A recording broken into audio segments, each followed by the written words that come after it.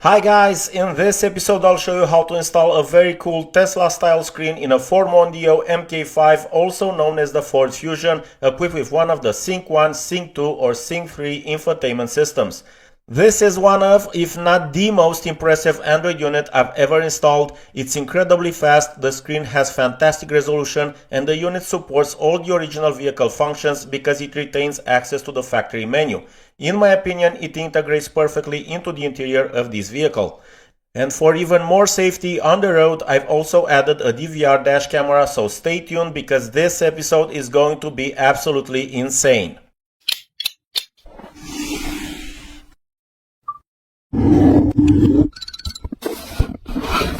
Here we have the product I purchased for this client. I bought it from Carputech. You'll find a link in the description, of course.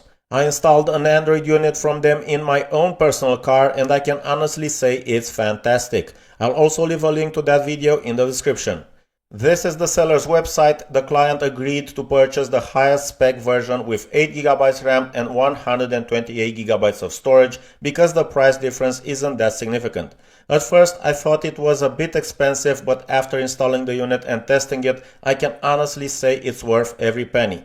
It features a very powerful processor, the Qualcomm Snapdragon 665, which makes everything run perfectly smoothly with no lag whatsoever. Here you can also see the key features, but you can read them yourself if you access the product link. I also asked for a discount code because I'm making this video, and Carputech provided a $30 discount code for my viewers, the DIY workshop. It's not a huge discount, but at the end of the day, every dollar saved counts. Let's quickly go through what's included in the box. Of course, we have the star of this episode, a 13.3-inch vertical display. What surprised me when I first picked it up was its weight. I think it weighs around 3 kilos. Personally, I often associate a product's quality with its weight. I don't know if you feel the same way. On the back we have all the ports where we'll connect both the wiring harnesses included in the box and the original Sync3 connectors. As I previously mentioned, this is the 8GB RAM and 128GB storage version designed for the 2013 to 2019 Ford Mondeo or Fusion, and the seller can provide versions compatible with Sync 1, 2 or 3. However, I want you to know that the installation process is almost identical for all Sync versions found in the Fusion or Mondeo. You also get an instruction manual, but this tutorial will be detailed enough that any DIY enthusiast should be able to complete the installation without any problems, so we're not going to explore the manual right now in order to save time. In one of the bags we have a wiring harness with two USB-A ports. One can be used for a HDR camera and the other can be used for a wide range of functions that you can probably already guess, so I won't go into detail. Next we have a cable with a micro SIM card adapter, allowing the unit to have constant access to mobile data. This means you won't need to create a hotspot every time you get into the car because the unit supports Wi-Fi connectivity and can even function as a hotspot itself if you want to provide internet access to other devices. This unit comes with two antennas, one for Wi-Fi and one for 4G. We also have an external microphone which we won't be using because the unit can use the vehicle's original microphone for phone calls. This is the GPS antenna, allowing us to use navigation apps directly on the Android system without having to activate CarPlay or Android Auto, which use the phone's location. This is a wiring harness for adding an aftermarket reverse camera or a sound system. Simply connect the camera's power wire to the 12-volt cable labeled CCD and the video signal to the brown RCA connector labeled CCD. This vehicle already has an original reverse camera, but the image quality is terrible, so the client's going to come back another day for an HD aftermarket camera installation. I asked the seller whether it was necessary to install this speaker and they said it was recommended. However, the owner told me that all the original warning sounds were still working.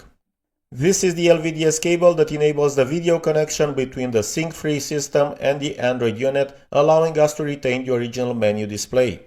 This is the main wiring harness that connects to the Sync3 unit. Here we have a cable labeled back, which is used if you have a manual transmission and want to install a reverse camera. In that case, you'll also need to connect a wire to the reverse lights. Here we have two metal brackets that will replace the original CD-ROM brackets, allowing the unit to be installed slightly further back so it won't interfere with the new screen. The kit also includes a CAN bus decoder, which allows the Android unit to communicate with the vehicle's CAN network. As for the important installation steps, we'll need to remove the original Sync3 APIM unit and attach it up here on top of this metal housing. On Sync3, there isn't a connector like the one found on Sync2, so if you purchase the Android unit for Sync2, you'll find a matching connector in that empty space between the heatsink fins. In the lower section, we'll install the original climate control panel circuit board. Now let's move on to the installation.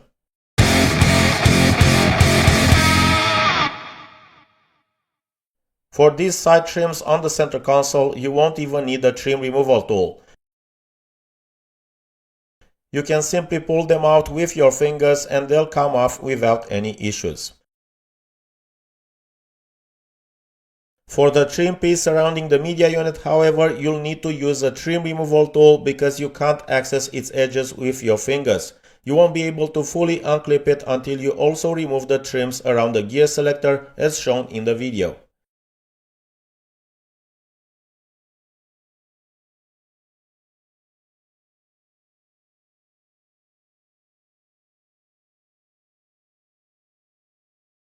Down here we have two horizontal clips, so you'll need to pull backward rather than upward.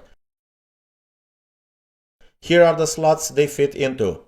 So remember, pull backward, not upward, to avoid breaking the clips. At the bottom of the climate control panel we have two screws that require a 7mm socket. I'm going to remove the screws using a magnet because experience has taught me that losing a single screw inside the center console can easily add 2 hours to the job. I then removed the two screws securing the air vent assembly, but later realized it wasn't really necessary. I simply needed to pull a little harder from the upper corners.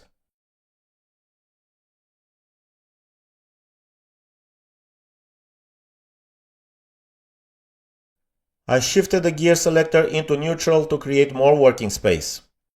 This connector has a locking tab that must be pressed while pulling the connector out. The second, larger connector uses exactly the same locking mechanism. Here's the rear side of this panel. We have 4 metal clips at the top that we'll need to transfer to the aftermarket screen, 2 guide pin holes in the middle section, and at the bottom it's secured by the two 7mm screws. We'll remove the circuit board from inside this panel and transfer it to the rear of the new screen. I've neatly laid out all the parts from the box and now it's time to get to work. This cover that protects the climate control panel circuit board has a lot of screws, so I won't show the entire removal process. At the bottom, the cover is also secured by 4 clips that need to be pushed slightly outward. I recovered all the screws, although I won't be reusing them with the aftermarket screen, and I also removed the connector housings. As you may have noticed, the screen already comes with one of the connector housings installed, the large one on the left, so we only need to reuse the smaller original connector housing on the right. The aftermarket large housing is identical to the original one, so you can use either. Next, I removed the rear cover from the Tesla screen. It uses small Phillips screws, so you'll need a precision screwdriver. Again, there's no point showing every screw removal step, so we'll save some time. I removed this cover as well and set it aside. Then I contacted Carputech because it seemed to me that the circuit board was sitting too loosely inside the housing as the screws didn't line up with the mounting points on the board. They replied to my WhatsApp message in about 5 minutes and explained that I needed to use the rubber button membrane that sits between the buttons and the circuit board. The circuit board will sit on top of it, and once we reinstall the metal cover, we'll insert the pins through the plastic connector housings. I transferred the board and then positioned the plastic connector housings over the circuit board's metal pins. Next, I secured the housing using 2 lower screws and 2 additional screws at the top where the housing holes align with 2 standoffs. I then secured this connector housing using a screw here. The second mounting hole for this housing didn't line up perfectly, but that wasn't a problem because even so, that second screw held the housing firmly in place. On the second connector housing, all the holes aligned perfectly. Now I'm going to start connecting the accessories and wiring harnesses included in the box before mounting the APIM module. I kept the instruction manual in front of me because 2 of the connectors have the same number of pins and I didn't want to mix them up. So, the yellow connector goes into the upper right port, The small white connector goes into the top right corner. This harness with the RCA connectors for an aftermarket reverse camera or aftermarket audio system plugs in right next to the yellow connector. And here goes the adapter for the SIM card slot. Remember, it uses a micro SIM card, not a nano SIM. Next, I screwed on the two antennas. This purple connector plugs in here and is used to connect that external speaker. The seller recommended installing it, so that's exactly what I did. This is the GPS antenna, allowing us to use navigation apps directly on the Android system. Next came the brown connector for the USB ports. This black connector plugs into the lower left corner and comes from the main wiring harness.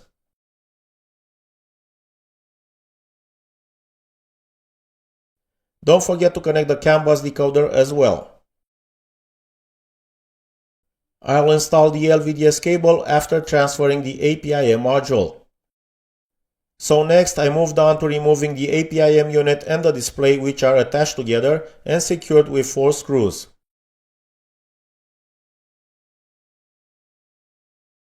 At the rear of the APIM unit there are several connectors that are very easy to disconnect. This main connector uses a lever lock mechanism. Press the locking tab at the top and rotate the plastic lever downward. This connector is for the factory USB ports and also has a locking tab that needs to be pressed. The original GPS antenna connector has a locking tab on the bottom side.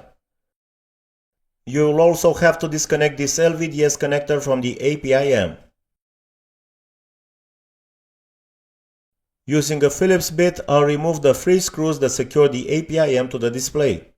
As I mentioned earlier, on Sync3 the connection between the APIM and the display is also made through a central connector. Here you can see the identification details of the Sync3 unit. Now we'll attach the APIM module to the Tesla screen using the 3 screws. Next, I'll connect the aftermarket LVDS cable to establish the video connection between the two units.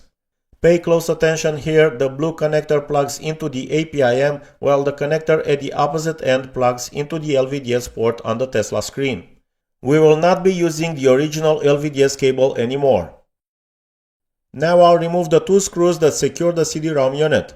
There are only 2 because the lower screws were also securing the climate control assembly and I removed those earlier. Here we begin by replacing the 2 metal brackets, which are secured with 2 Phillips screws, with the aftermarket brackets.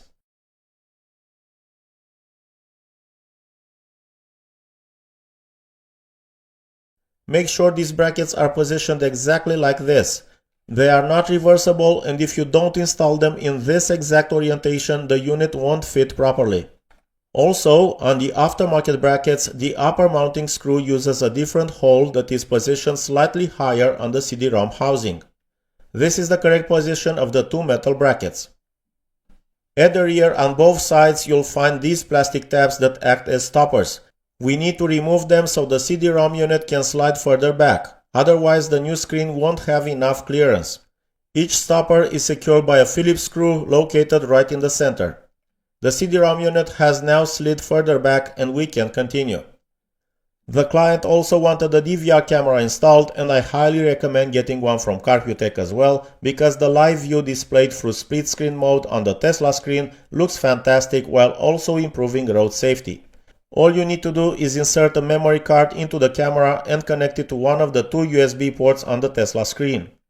Next, I'll route the cable through the dashboard, bring it out through the side after removing the dashboard side cover, run it underneath the A-pillar trim, then under the headliner, and finally mount the camera on the windshield. I already have plenty of dash camera installation videos on the channel, so I won't be showing the camera installation process in detail. I'll place the SIM card adapter in one of the USB ports in an easily accessible location, specifically on the side of the center console near the passenger's footwell. So one USB port will be connected to the DVR camera cable, which I've already routed through the dashboard. And the second USB port will be routed to the same location as the SIM adapter in case it's ever needed for updates, activating wired CarPlay even though the unit supports wireless CarPlay, or simply charging another device. Obviously the cables won't remain hanging here. Now it's time to install the Wi-Fi and 4G antennas. They shouldn't be mounted on metal surfaces, and ideally they should be placed away from other electronic devices. I positioned both antennas as far back as possible. Fortunately, there's a flat surface available back there.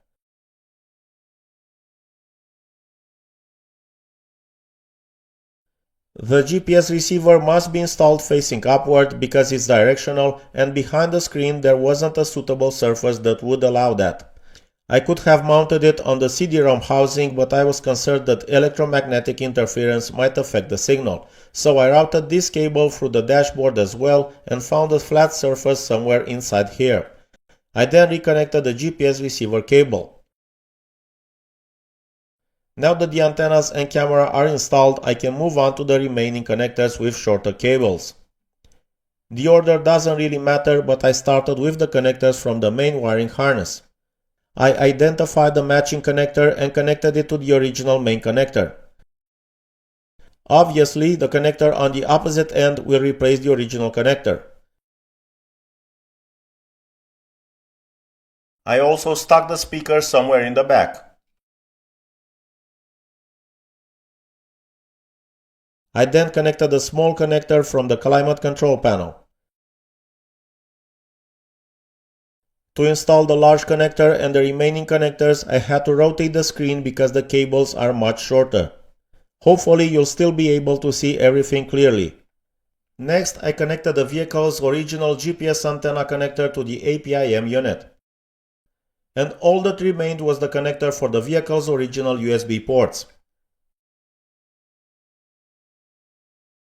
And now we're ready for the first test. I turned on the ignition and allowed the tablet to boot up. And the unit is working.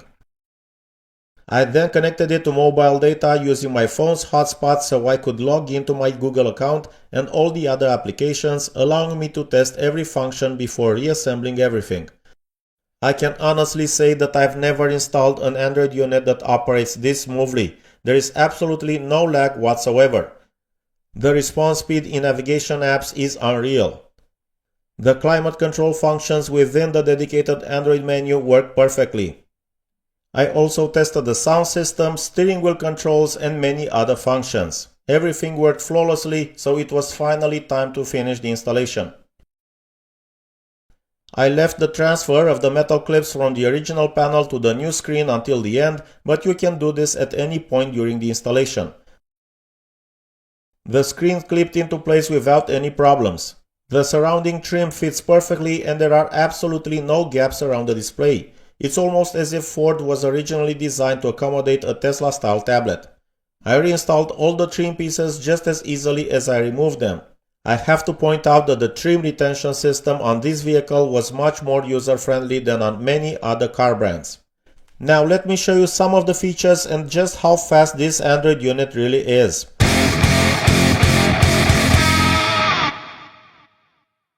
I should mention that the installation took about 5 hours without any major breaks. If I had access to a tutorial like this one, I probably could have finished about an hour sooner. This installation involves many steps and requires some attention to detail, but I guarantee it's worth the effort. For most of the upcoming footage, I'll leave some no copyright music playing in the background so YouTube doesn't block the audio, and I'll let you analyze the real-time footage yourselves so you don't think I've exaggerated with all the praise.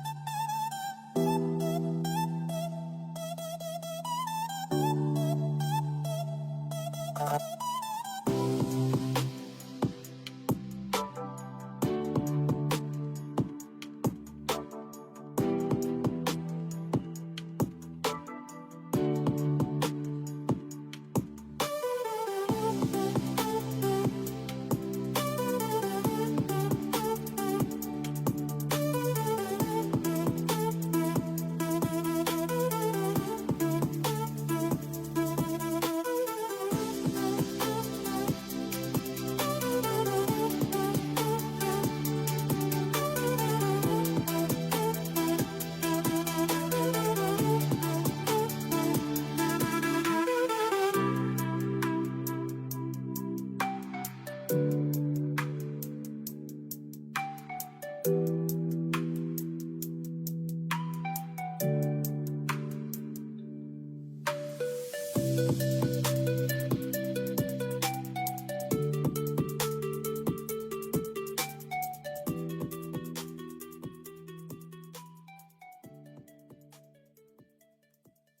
we've finally reached the conclusion part of this video.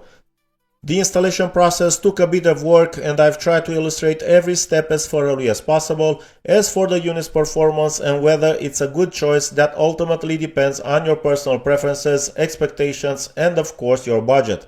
It's definitely not a cheap unit, but it's an upgrade that can make an older Mondeo or Fusion feel like a 2026 vehicle.